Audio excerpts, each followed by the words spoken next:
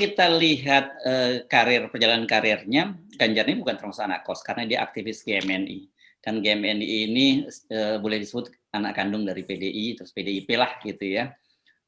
Tetapi memang dia bukan darah biru, karena bagaimanapun juga ada persoalan selain PDI dan selain nasionalis, ada juga persoalan darah biru. Dan kita sebenarnya sama-sama tahu bahwa maunya Bu Megawati itu ya Puan setelah beliau dulu gagal karena disabot oleh Jokowi. Itu kemauan yang bagus yang seharusnya Puan dimasukkan di dalam kawah Chandra dibuka supaya betul-betul matang. Matangnya Ibu Puan, Mbak Puan itu matang di dalam partai, tapi tidak matang di dalam relasi politik kan. Karena terlihat kaku dan kurang mampu untuk mengeksploitasi isu dan terlalu mengandalkan kedarah biruan itu. Di situ sebetulnya jebakannya tuh. Saya bandingin misalnya kalau AHY misalnya tuh hanya mengandalkan darah biru, itu sama juga akhirnya kan. Tapi bedanya AHY mampu untuk mengolah politik nasional karena dia memang otaknya bagus gitu kan. Ini cuma soal kecerdasan dalam berpolitik kan. Nah Mbak Puan sebetulnya juga bisa ditambah suplemen itu dengan tim yang berupaya untuk ya bikinlah Mbak Puan itu lebih bisa tampil secara lebih aktif, bukan reaksioner kan. Seringkali Mbak Puan itu tampilnya reaksioner. Saya hormati proses politik di PDIP, tapi sekali lagi saya hanya mau melihat bahwa PDIP sebetulnya dengan kasus Ganjar terlihat jelas bahwa satu, ada konflik internal, dua, memang Ibu Mega tidak menginginkan orang lain selain Terah Soekarno untuk jadi pengganti dia. Yang ketiga, itu faksi-faksi di dalam PDIP sebetulnya sedang berebut panggung gitu. Bukan cuma GMNI kan, kita tahu sumber rekrutmen PDIP dari GMKI, dari PMKRI, dan macam-macam kan.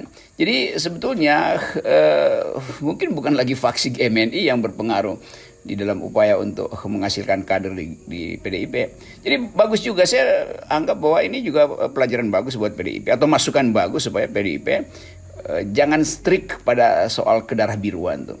Karena sering saya terangkan bahwa Bung Karno itu adalah nama sebuah bangsa, bukan nama sebuah keluarga.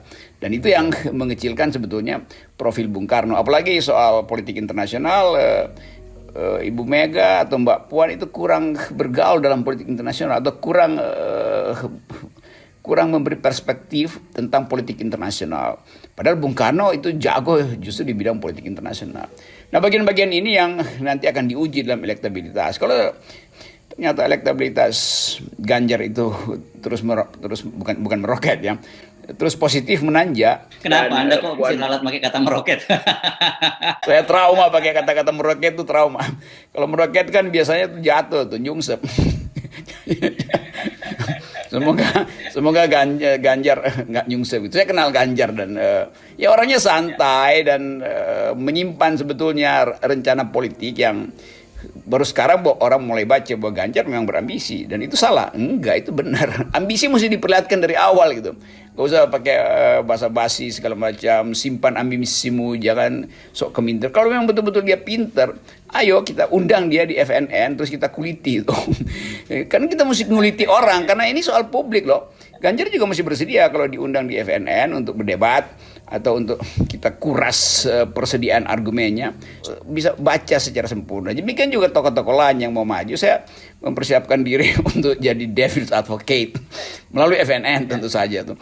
Jadi sekali lagi ini pertandingan yang belum selesai, atau bukan belum selesai, baru dimulai. Jadi PDIP ya sebaiknya bantengnya jangan ngamuk, baper cukup lah, tapi jangan ngamuk dulu.